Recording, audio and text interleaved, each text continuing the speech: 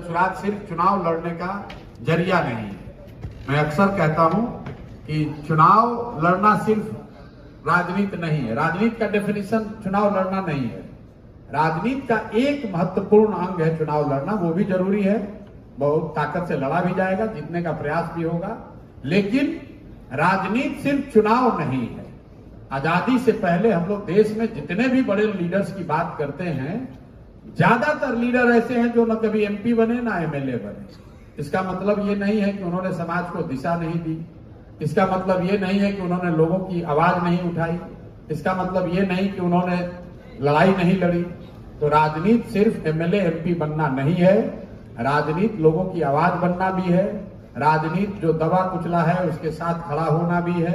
जो अन्याय कर रहा है, अन्याय जिसके साथ हो रहा है उसके साथ खड़े होने की बात है। तो जन स्वराज के लिए सब कुछ चुनाव नहीं है।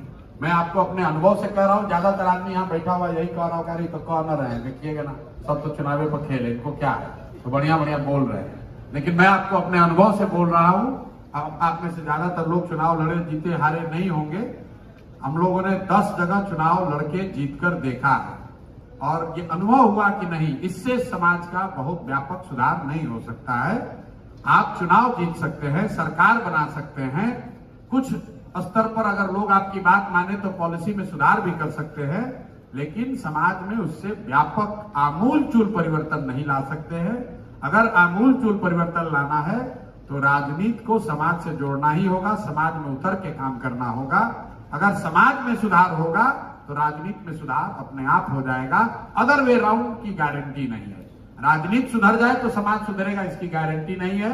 लेकिन अगर समाज में सुधार होगा तो राजनीति, अच्छी राजनीति की जा सकती है। जन स्वराज उसी दिशा में प्रयास है।